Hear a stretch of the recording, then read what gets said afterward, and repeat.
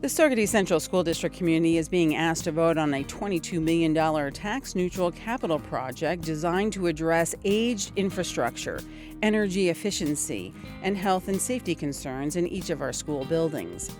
Most of the proposed work addresses antiquated, end-of-life systems, such as electrical transformers from 1958, roofing that is more than 30 years old, sewer pumps, leaking plumbing, heaving asphalt driveways and play surfaces, and outdated learning spaces from the 1950s and 60s. The complete list of the proposed work, which includes over 75 items and provides updates to each of our schools, is available on our website. So, why are we asking for approval on a project during a pandemic? So right now, the reason why we're doing this is we have a capital reserve. We'll put that toward the $22 million. We also have state aid, which is 66 cents back on every dollar we spend. And we also have a debt service coming off. So we have a debt service from a project that was done in 2005, which is about $800,000 a year. By maintaining that same amount, our tax levy will have a neutral impact, and we'll get it to the $22 million worth of work being done. So that's why we're doing it right now. The timing is perfect. Here is how it breaks down. First, approximately 66 cents of every dollar will be reimbursed by New York State through building aid, which reduces the local share of the cost. Then, $395,390 that is saved in the district's capital reserve will be applied to further offset the cost. And finally, debt from past projects will be paid off in June of 2022. And the new debt for this project can replace it in the budget, therefore neutralizing the project-related impact on the budget. It is important to note that these available funding mechanisms can only be used to address facilities and cannot help fund student programming or staffing. So as soon as I was hired, one of the first jobs the board wanted me to do was to look at our building condition survey and put together a capital project. So in July of 2019, I went through the original building condition survey that was done in 2015 with the building and grounds. In January, we hired BBL, which is a construction management team, and we also hired Tetra Tech, which is an architect. We then looked at the building condition survey and prioritized everything 1, 2, and 3. We also worked with our financial advisor, and that's where the $22 million came from that would give us a tax-neutral capital project referendum. We then, in the summer of 2020 and into the fall of 2020, is when we had a meeting with our Stakeholder Group, which was made of community members, teachers, parents, students, and other stakeholders to find out what priorities they had and what work they thought needed to be done.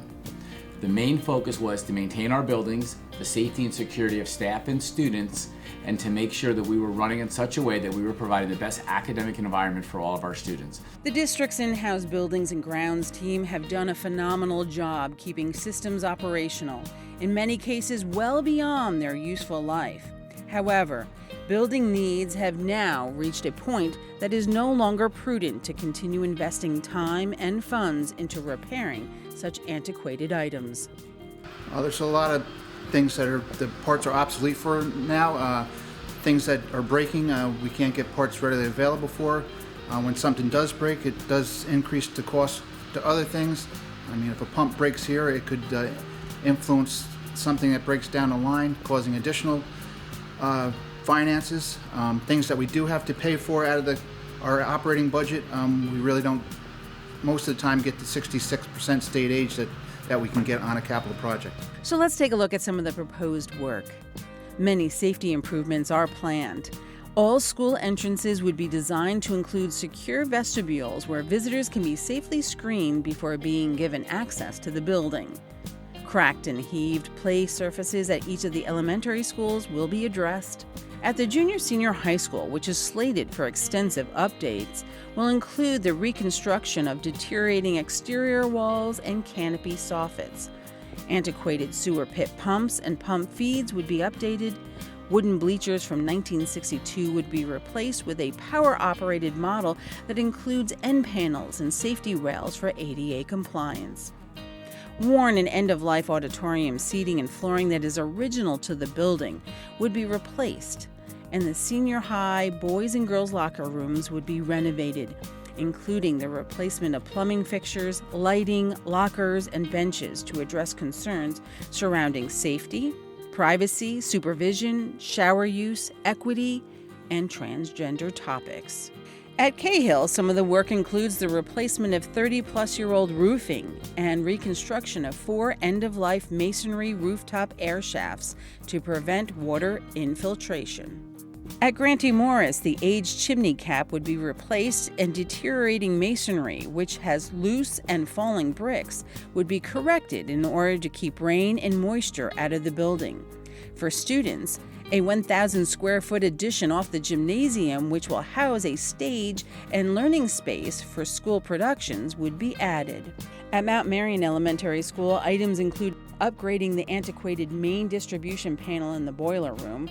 This panel is original to the building and parts are obsolete. Deteriorated concrete platforms from circa 1965 would be replaced by both gym exits.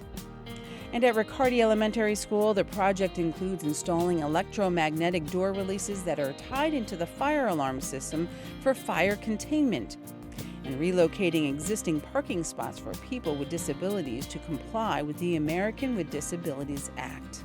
And a leaky roof at the Hildebrand building would also be replaced. Be sure to check out the full list of the proposed work and photos on the website. A community presentation on the project will also happen via Zoom on December 1st at 6 p.m. If you have any questions, please do not hesitate to email us at capitalproject@saugerties.k12.ny.us. And be sure to come out and vote on Tuesday, December 15th. Polls are located at all 4 elementary schools, which includes Cahill, Grantee Morris, Mount Marion, and Riccardi. Polls will be open 12 noon until 9 p.m. And thank you for taking the time to learn about the Saugerties 2020 Capital Project.